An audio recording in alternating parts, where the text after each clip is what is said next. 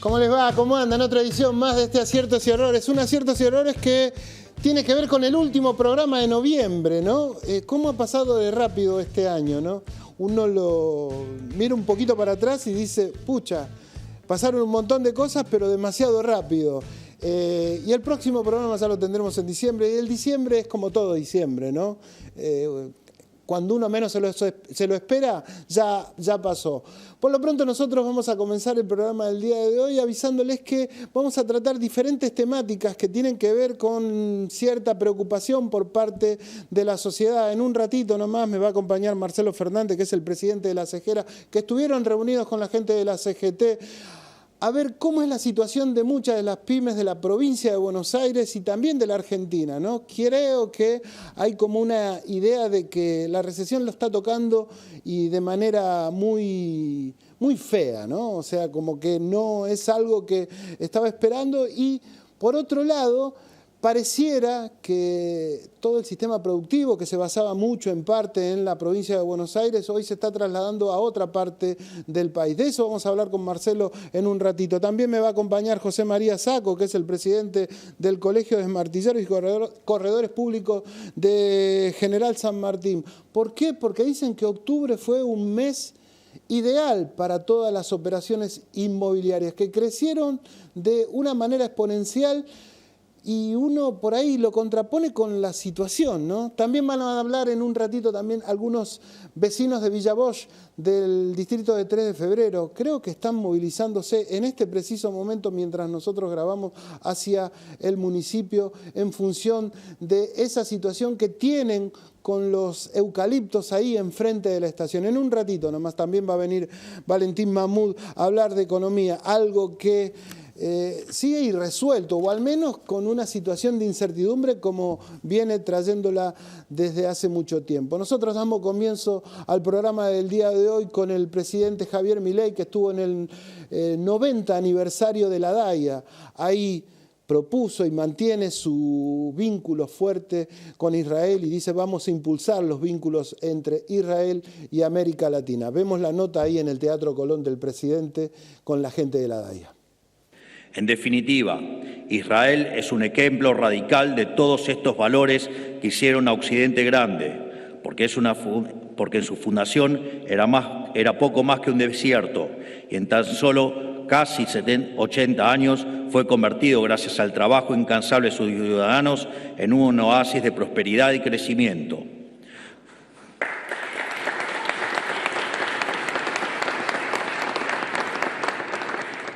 Por eso, apoyar a Israel es necesario para nuestro país, porque significa apoyar los valores que hace 100 años nos hicieron grandes, pero que abandonamos y por abandonarnos nos hundimos en la miseria. Es así que hoy más que nunca tenemos que redoblar nuestro compromiso con el bien y la verdad, tanto dentro como fuera del país. Hoy más que nunca es nuestro deber moral defender la verdad de estos valores judeocristianos, porque sin lugar a dudas, en ese compromiso férreo con el bien, sin importar las críticas, el que le muestra al mundo que hoy somos un país mejor. Y esto es también algo necesario para hacer a la Argentina grande nuevamente. Muchas gracias a todos por su atención. Que Dios lo bendiga y que la fuerza del cielo nos acompañen. ¡Am Israel Hay!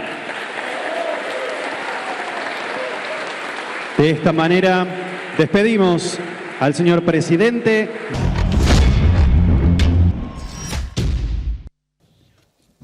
Ahí escuchábamos al presidente en un vínculo que para muchos no es del todo bueno, otros manifiestan que no debiera ser más político en algunas instancias, pero bueno, ya sabemos la impronta que tiene Javier Milei en cuanto a las ideas que el hombre está convencido que tiene que llevar adelante. Como lo dijimos en el primer bloque, ya me acompaña Marcelo Fernández, presidente de la CGT.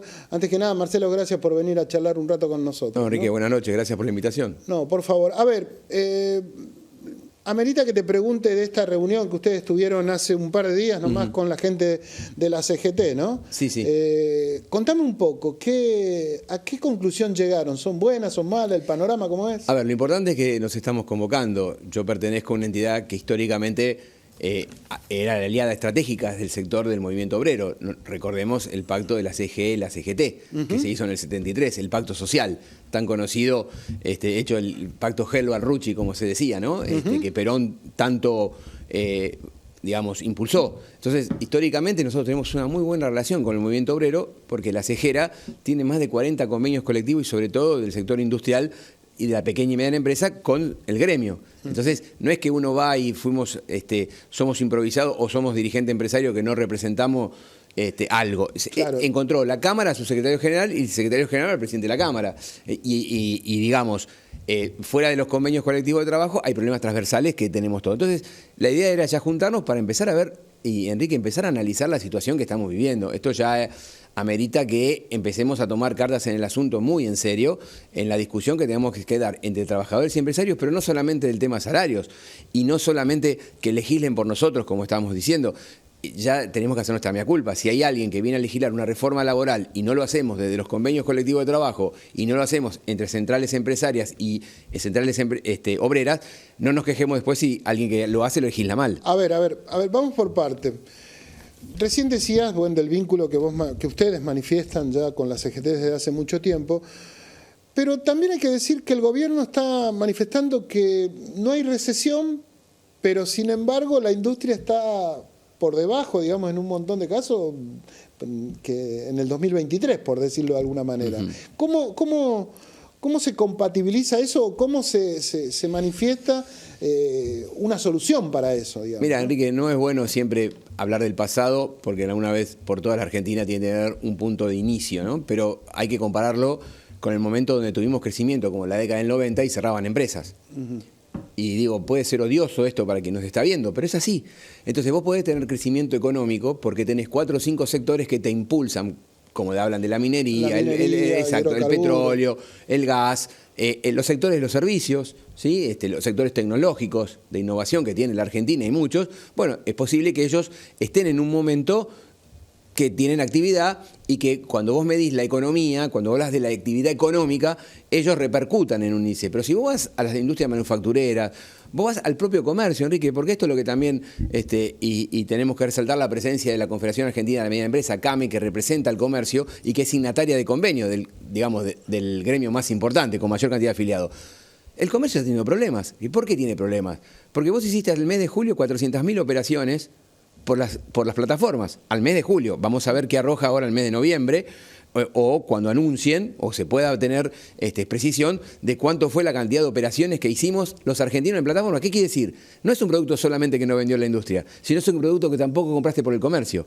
Con lo cual la problemática, por eso digo, a ver, vos tenés recesión, tenés números que por suerte también hay que destacarlo, y esto lo dijimos, y la verdad que hay que reconocerlo, son números oficiales. O sea, no estamos dando números políticos, ¿viste, Enrique? Nos sentamos acá y queremos pegar al gobierno, y en algún momento vos viste que se usaban, que no se sabía. Entonces vos decías, ¿crecimos, no crecimos?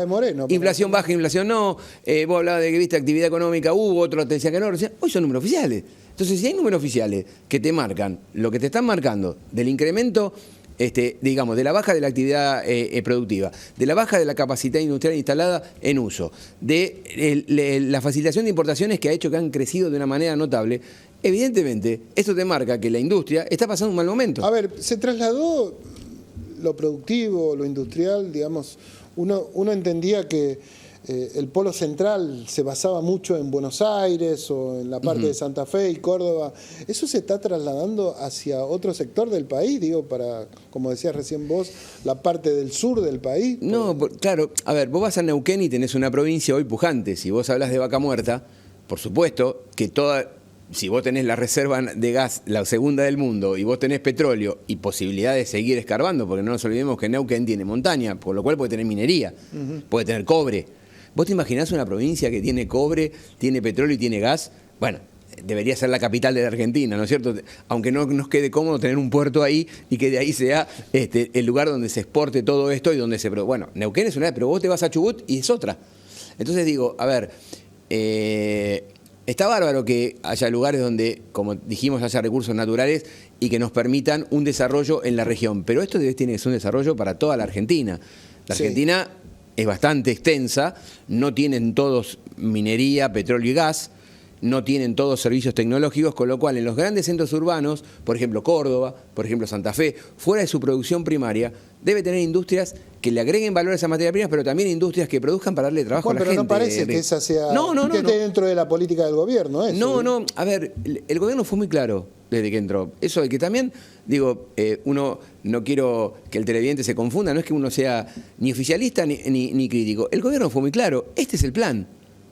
¿O no? ¿Y a ustedes les ¿Nos cierra, engañó? ¿y a ustedes les cierra este plan? Yo fabrico cierres, así que no me lo digas a mí porque no me cierra el te cierre. no me cierra el cierre, digamos. No, nosotros lo venimos discutiendo y lo venimos diciendo. Con Enrique. La apertura también desmesurada de importaciones. Sí, vos sabés que justamente, y te agradezco el espacio que me das de estar acá esta noche, para también dejarte este concepto. Es facilitación de importaciones. Porque cuando vos hablas de apertura, bueno, el antín, pero te explico por qué. El antónimo de apertura es cierre. Contame cuándo estuvimos cerrados acá. Eso es mentira. Es una falacia que hay que terminar. Porque te dicen el kirchnerismo estaba cerrado. No.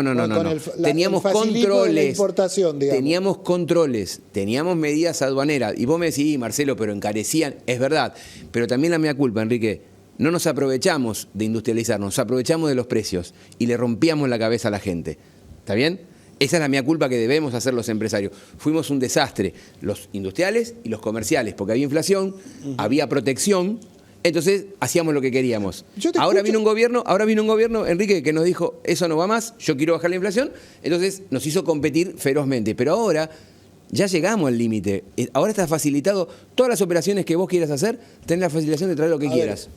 Yo te escucho y la verdad que no sos uno de los pocos empresarios que hace una especie de mea culpa en función de eso. De hecho, uno lo que ve es que muchas empresas están cerradas. ¿Qué sé yo? Whirlpool, por ejemplo, para dar una marca, no sé si está bien decirlo, pero ha despedido a 200 personas en este por problemas de competitividad, justamente por la facilitación de... Pero si vos te podés, por la facilidad que tiene para hoy importar, digamos. Enrique, tomemos la laptop, que nos vean los televidentes y te compras un lavarropa y te llega a tu casa. Y de otra parte del mundo, de Brasil.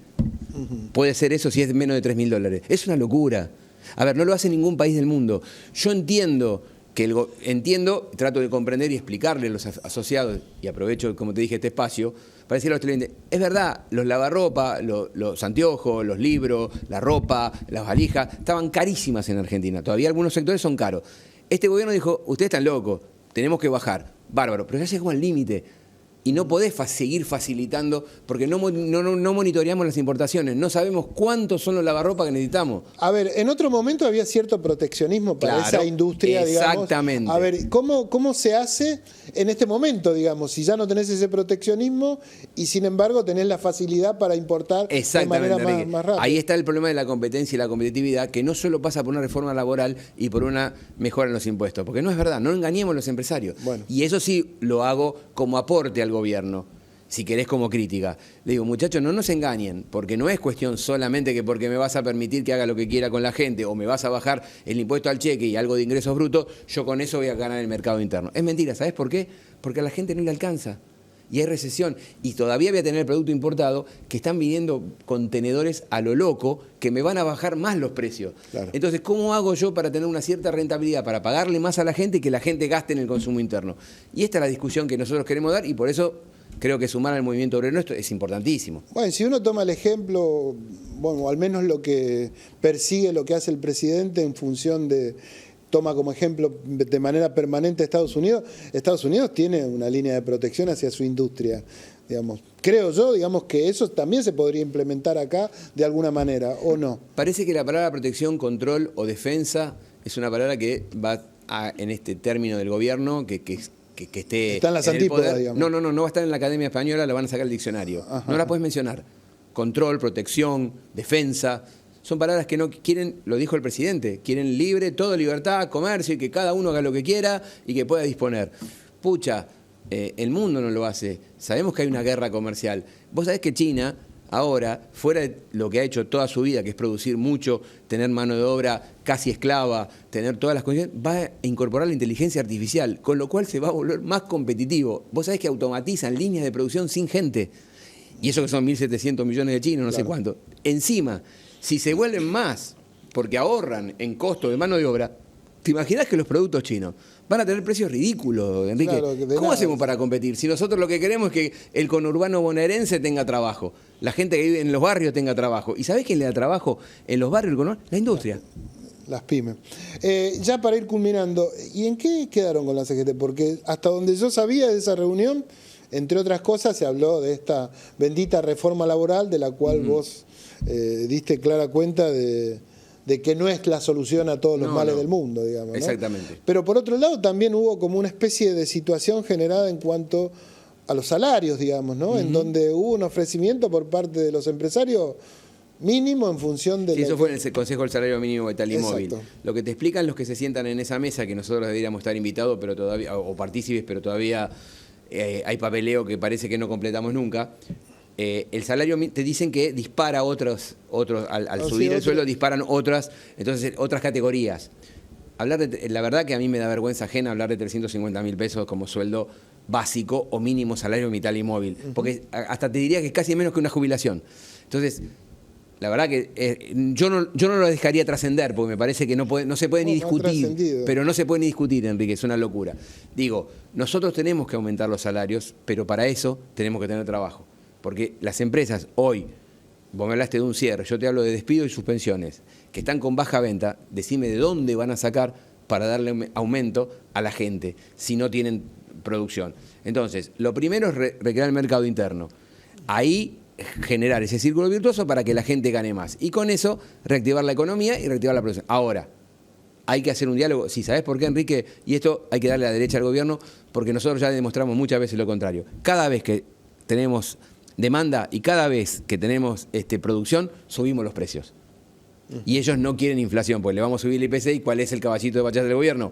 Miren la inflación que yo tengo comparada con la anterior. Entonces, o sea, un un aumento de sueldo implica una suba en la inflación, cosa que el gobierno no quiere. Y Enrique, todos los países salieron con acuerdo de precios y salarios. Nosotros lo hicimos en el 73, pero se murió quien lo lideraba y después vino el golpe militar, ¿sí? Digo, que el gobierno, y ojalá lo pueda entender y se lo puedan explicar al presidente, que recién lo veíamos en pantalla, a los economistas liberales, que después sean liberales todo lo que quieran, pero primero hay que hacer acuerdos, que no le tengamos miedo a eso. La reforma laboral, ¿en qué estás de acuerdo y en qué no, digamos? A ver, hay que modernizar los convenios colectivos de trabajo, porque, por ejemplo, para que entienda el televidente, vos por ejemplo, en la categoría de marroquineros con el curtidor tenés el dactilógrafo. Claro, no existe más. Entonces tenés que adecuarlo. Vos tenés hoy quejas de los empresarios en cuanto a la salida de los delegados, en cuanto a las enfermedades, el tema de la RT.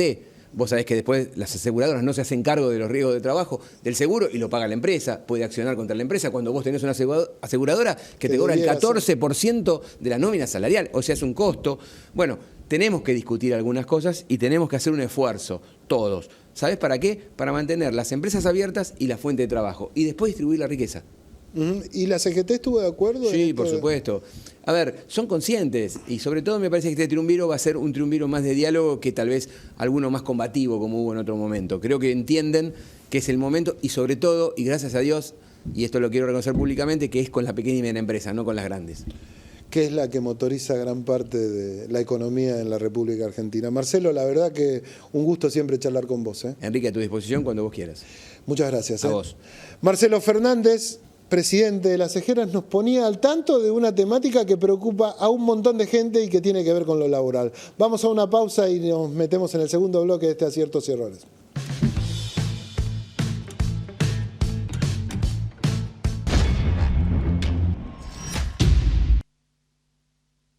Segundo bloque de este Aciertos y Errores, el último de noviembre, como lo dijimos al principio del programa. Ya me acompaña José María Sacco, que es el presidente del Colegio de Martilleros y Corredores Públicos de General San Martín.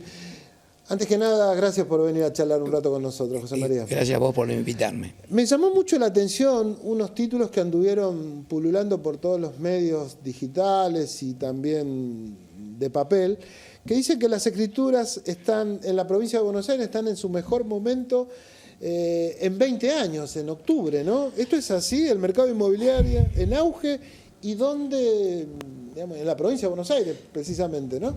Sí, se hicieron, calculamos que entre el año 2024, ahora a octubre del 2025, hubo operaciones de venta, de compra y venta, alrededor de un aumento de un 37, 38%.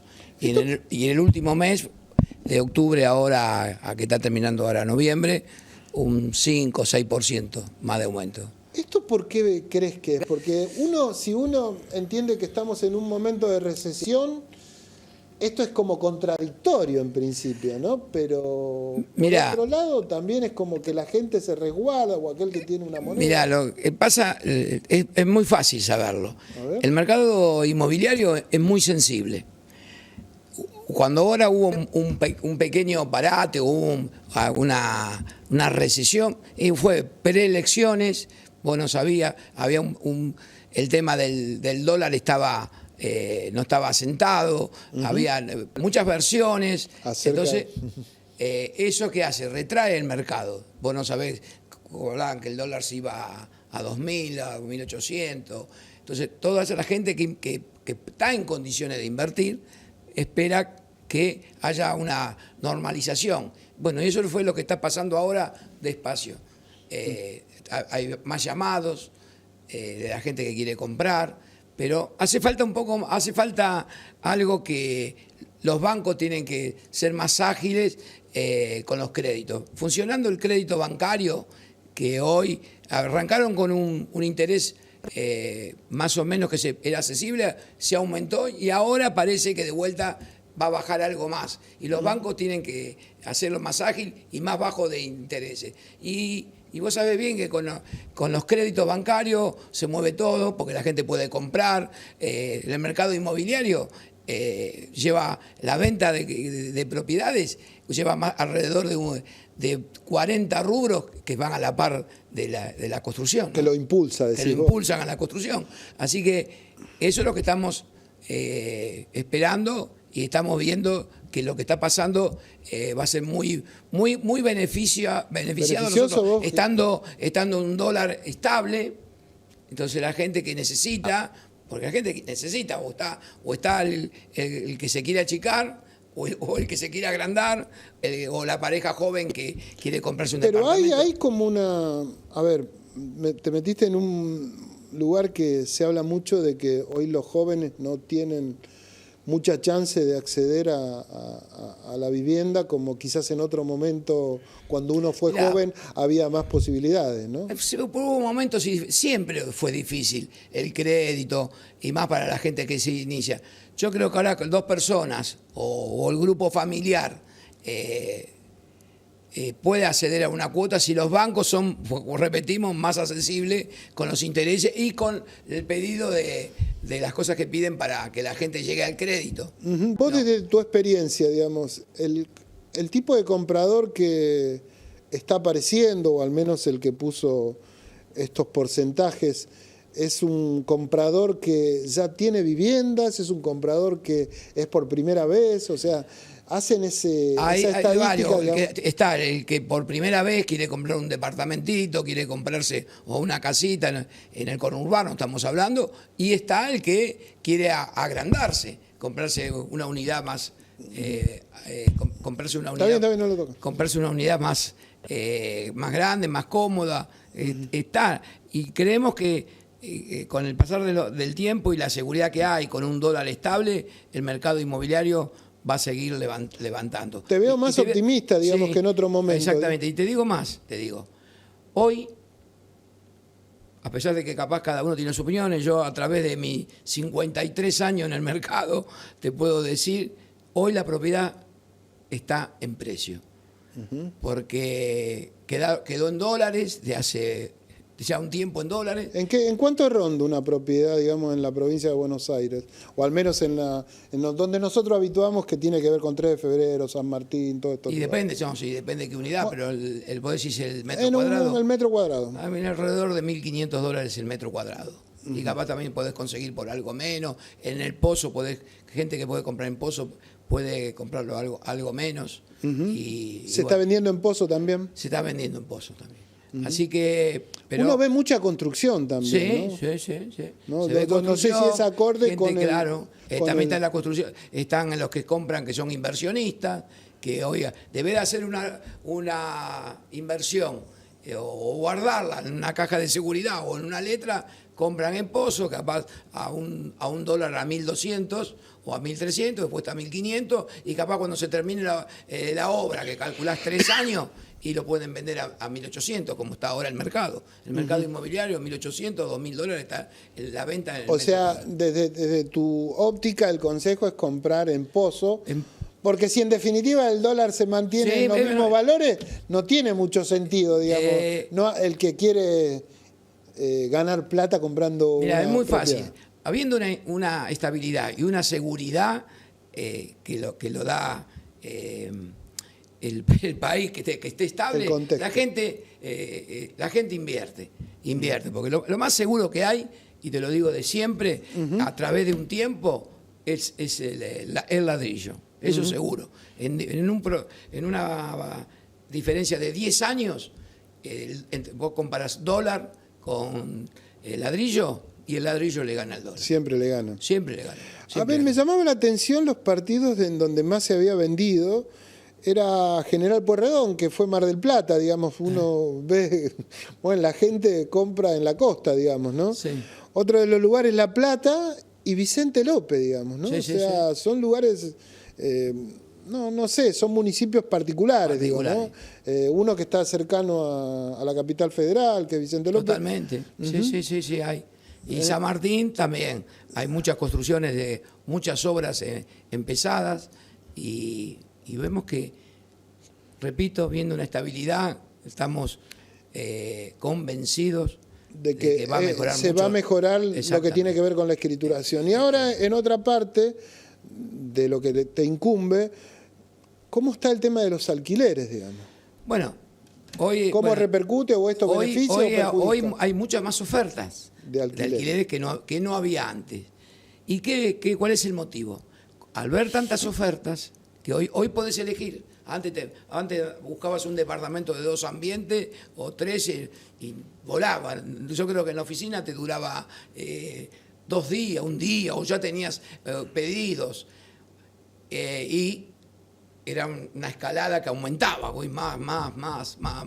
Hoy, al ver, al solucionarse el tema de la ley de alquileres, que se liberó, hoy hay mucho más oferta y vos ya tenés, al tener más oferta y no alquilar, baja un poco el precio del valor. O sea, a mayor oferta baja un precio el valor del baja alquiler. el precio. ¿Por qué? Porque los propietarios, hoy no es fácil tener un departamento vacío. Vos tenés gastos de despensas, servicios, impuestos municipales, ARBA. Entonces, o te pones a tono o te encausas, o no es fácil tener como había antes capaz. Hoy es un lujo tener una propiedad vacía, pues tanto unidades de departamento como vivienda, como casa. Así que eso está, el tema de las locaciones hoy, digo, está estabilizado totalmente. Y hay muchas ofertas y la gente puede llegar a elegir. O sea, podemos decir tranquilamente, digamos, que lo que tiene que ver con el negocio inmobiliario es una beta del gobierno que está funcionando. Está funcionando. Lo que esperemos es que esto haya una continuidad y haya seguridad. Porque el mercado inmobiliario es muy sensible. Yo siempre lo digo, el mismo refrán. A cualquiera le agarra un resfrío y al sector inmobiliario le agarra una neumonía. Directamente, o sea. Así es. Pero esto tiene que ver también con estabilidad, con este momento, digamos, de estabilidad y de baja inflación, digamos. La baja inflación y que el dólar esté quieto, porque si no, marca un miedo en la gente, la transmisión de que no sé qué se va a disparar las cosas, que no. Y bueno, esto te da una cierta tranquilidad. Un momento de tranquilidad. Bueno, queríamos hablar en función de esto que está sucediendo, digamos, porque el propio presidente del Colegio de Escribanos de la Provincia de Buenos Aires dijo que los números en octubre continuaron mostrando un sostenido crecimiento interanual, dice, ¿no? Sí.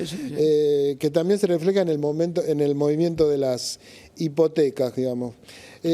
Me llamó la atención, digamos, por eso también quería... Y te digo otra cosa más, por ejemplo, en alquileres, el valor de los alquileres te da también un valor, que antes el valor de renta, de un 5 a un 6% anual. también el valor. También en este momento. O sea, ahora tiene más color tener... Para el que alquila, digamos. Para el propietario que quiere invertir una propiedad, debe de tener los dólares, tiene una propiedad y te está dando un 5, un 6%. Y la morosidad es muy baja. ¿Es baja? Es baja. Ha bajado. Sí. Bueno, la verdad que interesante todo esto que manifestas. Bueno, nosotros, te agradezco tu presencia acá en Aciertos y Errores. La verdad que ha sido más que claro en un montón de aspectos con esto de inmobiliaria. Así que, José María, gracias. Gracias a vos. Nosotros vamos a una pausa y ya nos metemos nuevamente en otro bloque de este Aciertos y Errores.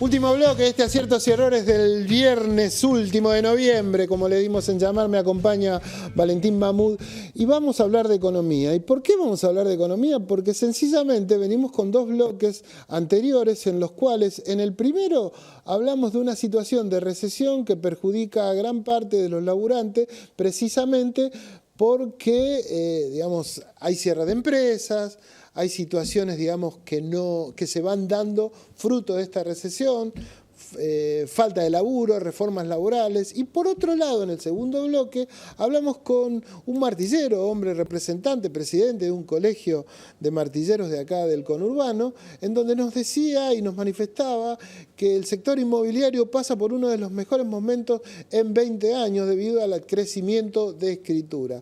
O sea, 2 caras de una economía que en apariencia, y según el gobierno, está más sana que nunca. Para eso, y con esta presentación, le dejo toda la responsabilidad al señor Valentín Mahmoud. Antes que nada, Vale, gracias por venir a charlar como siempre y a ponernos un poco de claridad en todo esto de la economía. ¿Cómo lo ves vos? Gracias, Quique, un placer. Mira, esta semana salió el indicador del EMAE, el estimador mensual de actividad económica del INDEC, que arrojó el dato de crecimiento interanual entre septiembre del año pasado y septiembre de este año de 5%, que es un dato que es positivo, sobre todo frente a los datos anteriores, que venían siendo datos de menor calibre, venían siendo capaz en 0,4%, creo que había sido en agosto, hubo también un 2,4%. Ahora, en particular, lo que sucedió con el recalibrado del EMAE en septiembre es que la serie desestacionalizada y la serie tendencia ciclo, que son las que limpian factores como la cosecha, las fiestas, todo lo que mete estacionalidad en la serie, digamos, también aumentaron, lo que da la pauta de que quizá también en los meses de julio, agosto y septiembre puede haber habido un crecimiento un poco más elevado de la economía del que reflejaba el indicador los meses anteriores. Ajá. ¿Y eso vos ves que repercute en el común de la gente, digamos, esto que vos me planteás como números que son tales, digamos, ¿no? Bueno, cuando se habla de la gente hay que ver siempre a qué gente. Hay una parte de las personas que yo creo que está viendo impactado su bolsillo positivamente en este gobierno, sobre todo sectores, ahora este año parece que va a ser superador de noviembre de 2017 como el año de más turismo emisivo de los últimos 10. Sin embargo, por otro lado tenés gente que está en sectores que por el tipo de cambio que se está sosteniendo ahora, que viene siendo el mismo que el mes pasado, y sigue pegado a la banda, que es una banda que por otro lado tiende a atrasarse, porque actualiza el 1% cuando la inflación es del 2,4, del 2,5. Hay sectores que, la industria, una parte importante del campo, una parte, en particular todo lo que no sea siderúrgica, petróleo, minería y exportación de servicios son sectores que tienden a perjudicarse. El gobierno manifiesta por algún momento que no hay mayores, porque hay muchas críticas por algunos sectores en función de que no están creciendo las reservas, ¿no es cierto? Sí. En función de eso, digamos, tiene que ver con los próximos vencimientos y demás. Pero a la vez el gobierno dice que no hay que preocuparse porque las exportaciones están creciendo de manera considerable, digamos. lo que nos dice que también están creciendo las importaciones. Pero bueno, ¿vos cómo ves ese escenario o ese panorama, digamos, que tiene, bueno, según cómo uno lo mire, distintas visiones o versiones? Bueno, por un lado es verdad que en el gobierno se argumenta constantemente esto de, bueno, cómo vamos a tener atraso cambiario si estamos en un momento récord de exportaciones, es algo que se argumenta. Sin embargo, el atraso cambiario se puede manifestar en otras aristas, no solamente en las exportaciones, que pueden venir aparejadas de, por ejemplo, una liberalización del mercado de capitales, sino, no sé, incremento del desempleo, por ejemplo, incremento del desempleo que se dio en el último año y medio, por ejemplo, puede ser un síntoma de atraso cambiario. Bueno, el hecho de que el tipo de cambio esté consistentemente corriendo por abajo de la inflación da la pauta de que en algún momento el tipo de cambio se va a atrasar. Lo que decías de que aumentan las importaciones, hay dos caras, o sea, por un lado puede haber un aumento artificial de las importaciones y del turismo emisivo, por ejemplo, por el tipo de cambio bajo. Por otro lado, en un momento en el que se incrementen las exportaciones, que es lo que el gobierno espera, y lo que el gobierno muchas veces remarca que va a suceder con Vaca Muerta, remarca que es como la eterna esperanza Vaca Muerta, ¿viste? De los últimos 5, 6, 7 años, con la minería de litio, con el petróleo, con el gas, etcétera. Eventualmente sería esperable que si aumentan las exportaciones, aumenten las importaciones. Sin embargo, es verdad lo que decís también, el gobierno tiene un problema de acumulación de reservas. Ahora en particular para este momento deberíamos estar 10.000 millones de dólares arriba de lo que estamos en posición de reservas internacionales. Y en particular tenemos que enfrentar un vencimiento de 1.000 millones de dólares de bopreales este mes, lo cual nos deja todavía peor frente a las metas de acumulación que tenemos con el FMI. ¿Y eso cómo afecta, digamos, en definitiva a la economía en su conjunto? Bueno, o sea, tener un problema de acumulación de reservas, en definitiva, lo que debilita es la credibilidad. Cuando se debilita la credibilidad, eventualmente las personas empiezan a desconfiar de la moneda, entonces empiezan a aparecer riesgos de una corrida al peso, como sucedió hace algunos meses, antes de la elección de octubre. En definitiva, eso termina perjudicando a las personas porque una corrida sobre el tipo de cambio es un aumento súbito en los precios de los alimentos, en los precios de algunos servicios. Sí, en definitiva puede perjudicar a las personas que el gobierno no tenga una política consistente de acumulación de reservas, en particular al menos una política de acumulación de reservas de acuerdo a lo que se comprometió a acumular. ¿Por qué crees, digamos, que todavía hay sectores que, más allá de que esto que vos manifestás en números y en datos, no deja de ser totalmente sustentable toda esta política económica que lleva adelante el gobierno, sencillamente porque también, hay que decir, muchos economistas de renombre son críticos a este dólar tan bajo, digamos, ¿no? Por decirlo de alguna forma, ¿no? Bueno, lo que pasa es que cuando vos pones una banda, vos estás induciendo a que el tipo de cambio se mueva entre dos valores, que es el espíritu de una banda. Lo que pasa es que esa banda puede estar pegándole al tipo de cambio de equilibrio, o puede ser una banda que esté sostenida en base a la credibilidad de que vos tenés con qué sostenerla. Y te puede pasar que estés fijando una banda que sea demasiado baja, y en particular ahora tenemos el swap con Estados Unidos, del cual se activaron creo que 2.500 millones de dólares, sí, que se usó una parte de eso para pagarle al FMI unos intereses. Pero esos 2.500 millones de dólares que se activaron del swap con Estados Unidos, que dicho sea de paso, se paga una tasa muy alta por ese dinero de parte del gobierno argentino, sirven como poder de fuego frente a posibles ataques especulativos contra el peso. Sin embargo, te puede pasar esto, te puede pasar que estés quedando en un tipo de cambio que es bajo y que en particular es un tipo de cambio en el cual no hay pleno empleo, en el cual claro, no sos competitivo para nada. No sos competitivo, claro, tenés a la economía subempleada en particular, no solamente a la fuerza de trabajo, sino al capital también lo puedes tener subempleado cuando tenés un tipo de cambio que es artificialmente bajo, digamos. Uh-huh. Ni siquiera para para el mercado interno, digo, porque hay algunas cosas que inclusive, no sé, hace unos días escuchaba que se está importando pan de Brasil en algunos casos, ¿no? Algo que uno lo ve como que no podría ser, digamos, ¿no? Pues digo, inclusive hasta a ese punto se llega con con la poca competitividad que tiene la economía argentina? Bueno, es curioso, viste que también hace algunos días se había hablado de la posibilidad de importar carne de Norteamérica, creo. Eso puede tener que ver, eso en realidad tiene que ver con una pérdida de competitividad relativa frente a Estados Unidos, frente a Brasil más, porque con Brasil ya teníamos un comercio bastante fluido. Con Estados Unidos puede tener que ver también el factor de que se está abriendo ahora un lazo comercial, pero lo de Brasil se nota más claramente. O sea, también Brasil atravesó por un proceso de depreciación. Entonces Brasil ahora quedó más competitivo que Argentina. Aparte de Brasil, hay impuestos que Argentina tiene sobre las exportaciones que Brasil no tiene. Entonces el sector externo de Brasil queda todavía más competitivo que el de Argentina. Y eso en definitiva nos deja en una peor posición regional, con lo cual puede suceder cosas como esa, que Argentina, siendo un país productor de trigo, un país productor de energía, un país productor de etcétera, termine teniendo costos más bajos por importar los bienes que produce. Hay que darle de la derecha al gobierno en función de esto que planteas vos con los impuestos, que para las exportaciones sigue siendo una traba importante para las exportaciones locales, los impuestos que rigen.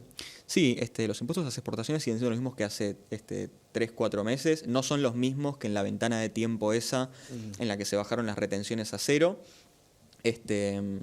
Que es una medida que es discutible y que en su momento se discutió bastante por los efectos reales que pudiera llegar a generar, porque en definitiva ya había un stock de cultivos que tenían los exportadores y que fue lo que se quemó en ese momento para poder entrar en el cupo. Pero sí, los impuestos a las exportaciones, creo que las retenciones siguen en el promedio en 26,9%, que es en lo que estuvieron en el año 2023 y en lo que estuvieron desde el final de 2024. Qué interesante es charlar con vos, Valentín, porque la verdad que yo me desarmo de un montón de cuestiones económicas que, insisto, hay una posición personal de no querer entenderlas muchas, pero viendo tu discurso uno entiende y mucho, y gracias. Así que, bueno, era Valentín Mahmoud explicando gran parte de todo lo que tiene que ver con la economía que nos rige por estos días, en donde veíamos dos situaciones sumamente contrapuestas que habían sucedido en el programa del día de hoy, ¿no? Por un lado, gente de la CGT y la CGT, que planteaba la recesión, y por otro lado el sector inmobiliario que, según manifestaba, pasa por uno de los mejores momentos en mucho tiempo. Nosotros no queremos irnos sin antes contarles que teníamos previsto una entrevista con uno de los vecinos de Villa Bosch que están en una situación conflictiva, no solo con el municipio, sino con una entidad de ese lugar, por un desmonte en centro de ahí, de Villa Bosch, en donde ya ha habido máquinas trabajando, en función de que hay un acuerdo preexistente entre Molisano Monforte, que es un responsable de ese predio, con la firma Megatlon, en donde el que habría abierto las puertas o el que había facilitado todo este tipo de negociación, si se quiere, es el propio municipio de 3 de febrero. Por lo pronto, no hay muchas declaraciones por parte de la empresa Megatlon. Lo que se sabe es muy poco. Supuestamente van a hacer unas canchas de tenis ahí, de fútbol, pero los vecinos reclaman que ese lugar se preserve como un lugar verde, y que en definitiva sea de uso comunitario y no de uso privado. Esta fue la intención con que en su momento se le otorgó a esa entidad este predio, ¿no es cierto? Porque hay responsables, en otro momento lo hablaremos y lo detallaremos con más precisión. Estamos en condiciones de hablar con... ¿Sí? ¿Estamos? A ver, bueno, Por otro lado, hay, a partir de la movilización vecinal, hay que decir que ya una cautelar frenó por el momento el desmonte que ustedes veían de las máquinas ahí en el bosque de eucaliptos de ahí de Villa Bosch, ¿no es cierto? La medida fue dispuesta por los jueces Julián Fernández, Jorge Rojas y Gabriel Fromm, integrantes del Tribunal de Trabajo número 3 de San Martín.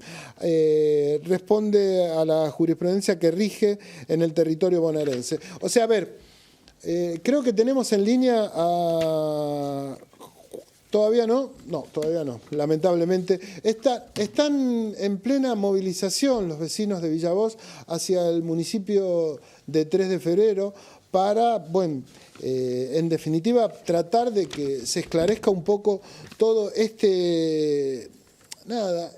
situación que lleva a un conflicto innecesario, en donde uno tiene que entender también que si hay una empresa privada, no creo que vaya a ser beneficencia ni ser solidaria con muchos de los vecinos, sino que va a ser, sin lugar a dudas, un negocio, lo que no está mal. Lo que sí está mal es que el origen de ese terreno otorgado por entidades públicas hacia la entidad Molisano Conforte no haya sido, digamos, tenido, o sea, fue pretendido y al menos solicitado por esa entidad para hacer otra cosa y no precisamente un negocio. Creo que esto recién comienza.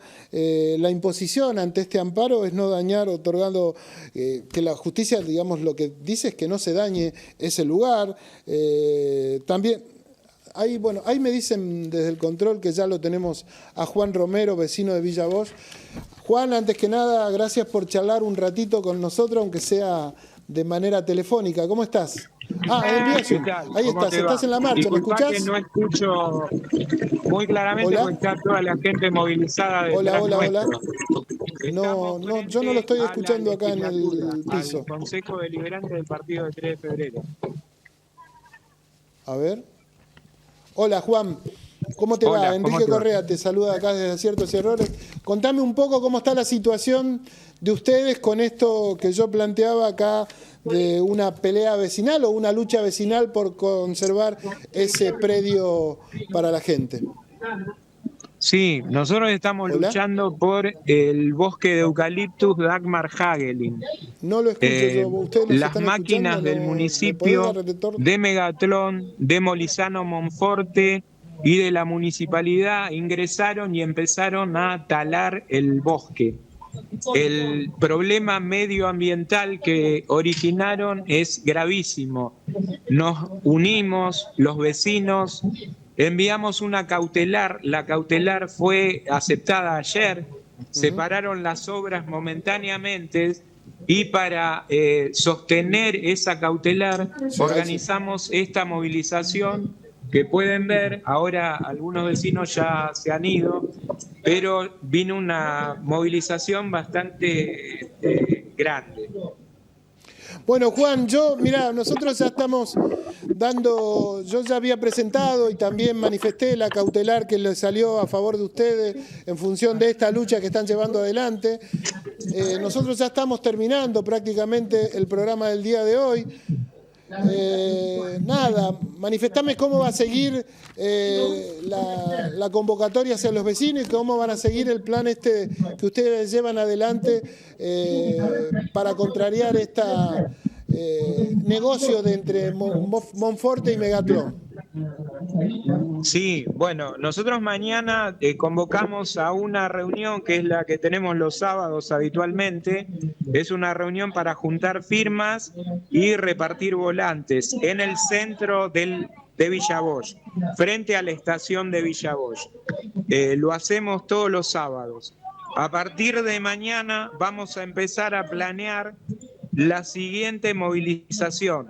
Esta vez va a ser muchísimo más grande. Vamos a tratar de cambiar el recorrido. Esta vez hicimos un recorrido corto, como para que nos vean muchísimo más en todo el partido de 3 de febrero. Y vamos a tratar de abarcar otros barrios también. Por lo pronto, la cautelar implica que no pueden meter máquinas hasta tanto no haya un acuerdo o algo, ¿no es cierto?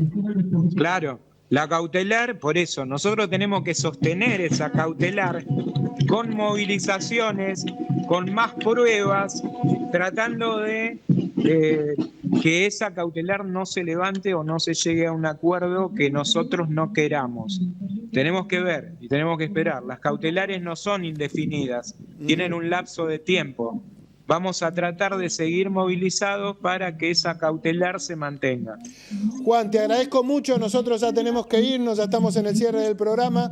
En otro momento esperemos contarte acá en el piso y charlar más cómodo, digamos. Gracias, Dale, muchísimas gracias por habernos dado el espacio y seguramente vamos a estar allá. Gracias. Avísenos, nosotros estamos. Gracias. Muchas gracias. Juan Romero, vecino de Villa Bosch, ahí con esta pelea que están dando los vecinos para que ese bosque tan famoso de eucalipto no sea dañado por una inversión o un negocio privado, ¿no? Nosotros empezamos estaba mirando el monitor en vez de mirar la cámara, perdón. Nosotros empezamos a irnos y a decirles muchas gracias por estar y acompañarnos de manera permanente en este Aciertos y Errores que ya lleva 25 no, ¿cuántos años? 18 años, ¿no? Ya ni me acuerdo. 35 programas en el año ¿no es cierto? Por eso me confundía. 35 programas en este año hemos hecho. Chau, nos vamos. Gracias.